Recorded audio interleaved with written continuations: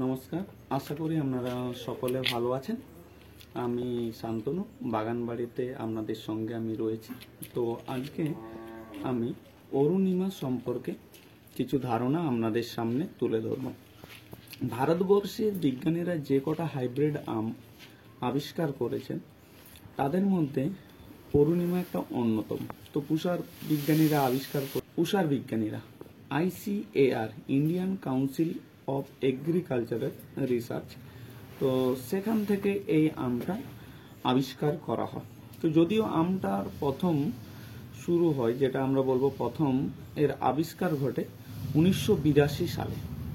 তো 1982 সালে এই আমটার আবিষ্কার হলেও তো সেই সময় এত প্রচার ছিল না, বা বিজ্ঞানীরা এটাতে আরো বিভিন্ন আমটাকে পরীক্ষা নিরীক্ষা করে। তো বিজ্ঞানীরা পরীক্ষা নিরীক্ষা করার পর 2002 সালে এই আমটা পাবলিশ করে। তাহলে 1982 থেকে 2002 দীর্ঘ 20 বছর বিজ্ঞানীরা পরীক্ষা নিরীক্ষা করেছে। কিরকম পরীক্ষা, তার রং কেমন, কিপিং কোয়ালিটি কেমন, সেলফ লাইফ কেমন, ফলন কোথায় কেমন হয়, ওজন কিরকম, TSS, কালার, এই সম্পর্কে। তো দীর্ঘ 20 বছর বিজ্ঞানীরা গবেষণা করার পর 2002 সালে এই আমটাকে পাবলিশ করে। তো এই যে আমটা পাবলিশ আমাদের বিজ্ঞানীরা, পুষার বিজ্ঞানীরা করে, তো আমাদের ভারতবর্ষে যে কটা আম আছে, যদি আমরা ধরেই নিই গোটা 5 হাইব্রিড প্রজাতি, যদিও অনেক আছে, 5টা হাইব্রিড প্রজাতির মধ্যে অতি অবশ্যই একে 1 থেকে 5-এর মধ্যে রাখতে হবে। তো অরুণিমা এই আমটার মা এবং বাবা আমাদের ভারতীয় যে আম আম্রপলি এবং বিদেশি সেন্সেশন, এই দুটার হাইব্রিডে আমাদের অরুণিমা আমটা আবিষ্কার। তো এই যে অরুণিমা আম্রপলি, আমরা যদি বলি আম্রপলি আবার ক্রস হাইব্রিড হচ্ছে দশেরি এবং নীলম, এই দুটার সংমিশ্রণে আমাদের আম্রপলি আবিষ্কার হয়। তো 1982 দিকে এই আমটা প্রথমে আম্রপলির মুকুলের উপর সেন্সেশনের পরাগ মিলন করা হয়, তারপরে এই আমটা আবিষ্কার করা হয়। তো এখন আমি এই গাছটা সম্পর্কে কিছু বলি। গাছটা সেমি ভিগোরাস। তো যদি আম্রপলিকে পুনিং করা হয় তাহলে সেমি ভিগোরাসে রাখা যায়। সেন্সেশন তো পুনিং না করেও সেমি ভিগোরাস। তো তাই এই দুটোর সংমিশ্রণে যে গঠিত আমাদের হাইব্রিড, ক্রস হাইব্রিড প্রজাতির রঙিন আম অরুণিমা, এটা সেমি ভিগোরাস। তো আমরা যদি দেখি যে ছাদ বাগান, রুফটপ গার্ডেন, টেরিস গার্ডেন অথবা বাণিজ্যিক হারেও যে চাষ, এটা করা যেতে পারে।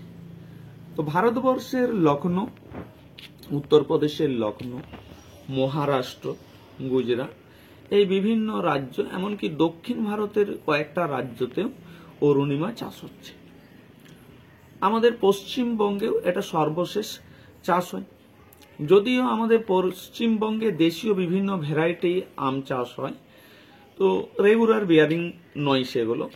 তো অরুণিমা এই কারণে এই আমটার প্রচার এবং জনপ্রিয়তা ক্রমাগত বৃদ্ধি পাচ্ছে। তো এটা 6 ফুট 6 মিটার বাই 6 মিটার ডিস্টেন্সে লাগানো যেতে পারে। যদিও বিজ্ঞানীরা এখনো সেইভাবে গবেষণা করে উঠতে পারেনি, যে চলছে তাদের গবেষণা, নতুন কিছু আর্টিকেল বেরোলে আপডেট দেওয়ার চেষ্টা করব। তো বিজ্ঞানীরা যারা হাই ডেন্সিটি করতে করা যায় কিনা সেটা চেষ্টা করছে, অনেকেই করছে। হাই ডেন্সিটিতে করলে নিয়মিত পুনিং করতে হয়। তো ছাদ বাগানে অতি অবশ্যই একটা উপযুক্ত, কারণ বলি এখন অনেক মানুষের জায়গার অভাব। তো জায়গার অভাবের কারণে মানুষ গাছপালা রোপণ করতে পারছে না। আমের শখ আছে, আম খাওয়ার শখ, বাজারে কিনে এনে অনেকে আম খেতে পারে, কিন্তু একটা বা দুটো ফলন হলেও নিজের বাগানে নিজের যে তৈরি গাছ, সেই তৈরি গাছে যে আম, তার একটা আলাদা অনুভূতি, তার একটা আলাদা আনন্দ আছে।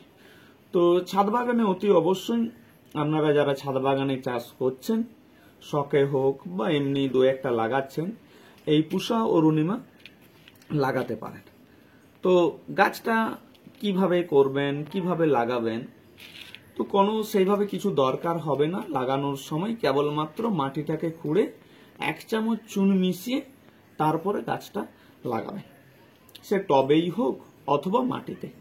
কিন্তু গাছটা লাগানোর পর আপনারা 1 মাস কোনো খাবার দেবেন না, কারণ শুরুতেই যখন গাছটা লাগানো হয় একটা গ্রো ব্যাগ থেকে আমরা মাটিতে বা টবের মাটিতে লাগাই, তো তখন শিকড়গুলো যেহেতু মাটি ধরে না, নতুন মাটি যেগুলো আমরা লাগাই টবে বা মাটিতে, ওরা অসুবিধা হয়, খাবার নিতে পারে না।